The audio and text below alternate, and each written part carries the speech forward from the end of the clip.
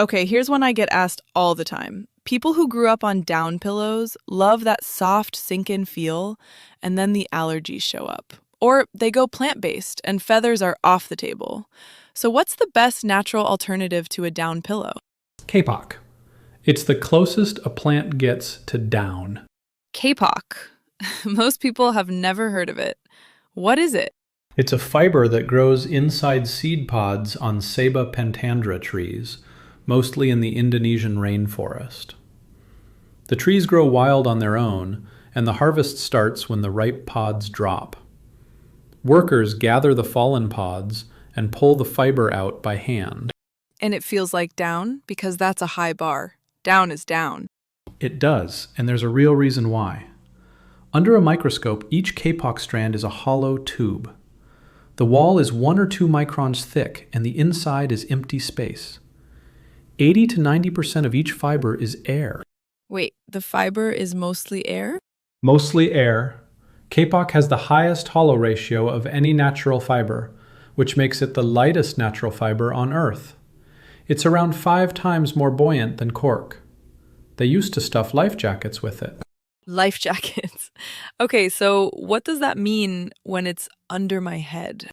It means the fill floats up into a soft, lofty cushion instead of packing down dense. You lie down and it gives, gently. The way down gives. And because every strand is an open tube, air keeps moving through the pillow all night, so it sleeps light and cool. The whole pillow weighs about 2 pounds, lightest one we make. So for somebody with a feather allergy, this is the move. This is the move. Down comes off a bird, so it carries feather proteins and dander, and it has to be washed, sanitized, and treated with anti-allergen compounds before it can go in a pillow. Kapok is a plant fiber. There are no feathers in it and nothing that needs treating before it reaches your bed. What about dust mites? That's the other pillow allergy. Kapok shuts them out 2 ways, and both are built into the fiber itself. The surface has a natural waxy coating that repels moisture, and mites need humidity to survive. And the fiber is low in protein, with a naturally bitter compound in it. Mites and mold both need protein to establish a colony, and kapok gives them nothing to live on. That's the fiber as it comes off the tree, with no treatment doing the work. You keep saying things like that, with no treatment. I feel like there's a story there. There is, and it's my favorite thing about this fill. Think about what most pillow materials go through before you meet them. Bleaching baths, chemical softeners, flame retardant dips. Here's kapok's entire supply chain. The pods fall, workers gather them, the fiber gets separated from the seeds mechanically, cleaned, and shipped. It goes from the tree pod to your pillow without passing through a single chemical process. Why does everything else need those steps and kapok skips them? Because the fiber grows inside a sealed pod. It comes out silky, soft, and clean already. Cotton grows in an open field and needs cleaning up after harvest. Kapok was protected the whole time it was growing, so the processing steps were never invented for it. There was nothing to fix. And that's why people with chemical sensitivities tend to find this pillow first. If your body reacts to residues and finishes, a fill with no chemical history is about as gentle as bedding gets. Is it organic then? It sounds like it goes beyond organic. This is where I want to be precise, because the word matters. Organic certification is an agricultural standard. It certifies how a crop was farmed. Kapok grows wild, with nobody spraying it and nobody fertilizing it. So there's no farm for an auditor to certify.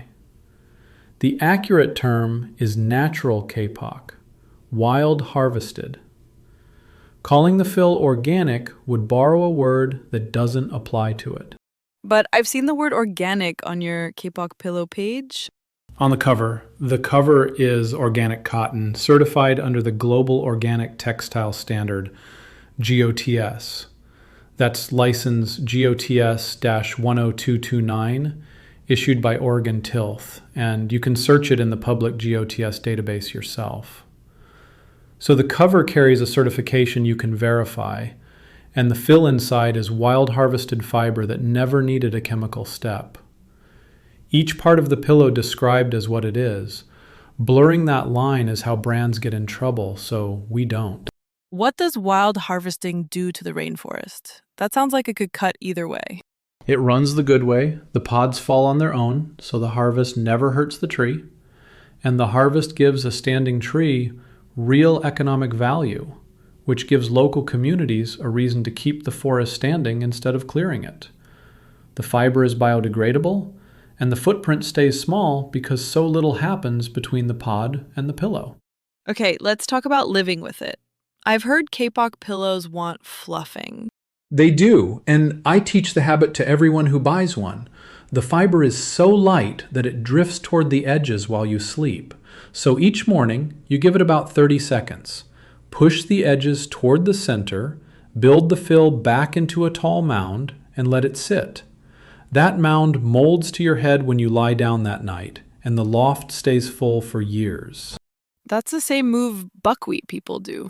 Same shaping habit. You're sculpting the pillow to fit you each night instead of waiting for it to wear into shape.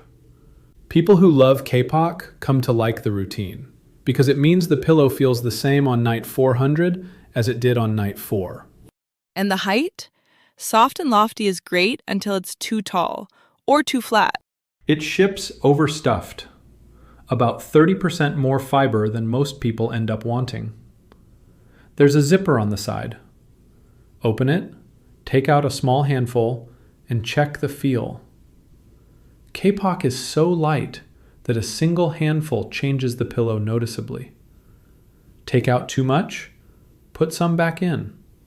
You're tuning it to your own neck. Who would you send somewhere else? Anyone who needs firm cervical support. Kapok is soft, with a low to medium loft. That's the appeal, and it's also the limit. If your neck wants something that locks into position and holds it all night, that's buckwheat. If you want dense and structured, that's cotton. Kapok is for people who want the cloud. So back sleepers, stomach sleepers? Those are the natural fits, because they want a lower, softer pillow. Side sleepers can make it work by keeping more fill in for height.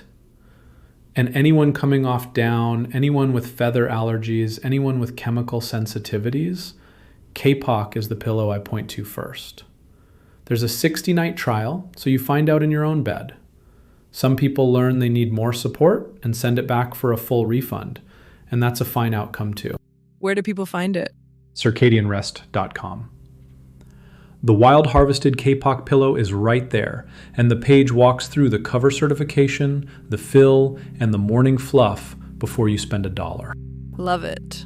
So if you miss the feel of down but want it plant-based, clean off the tree. With a cover certification you can look up, Kapok is the one. Thanks for hanging out with us. We'll get into the next one soon.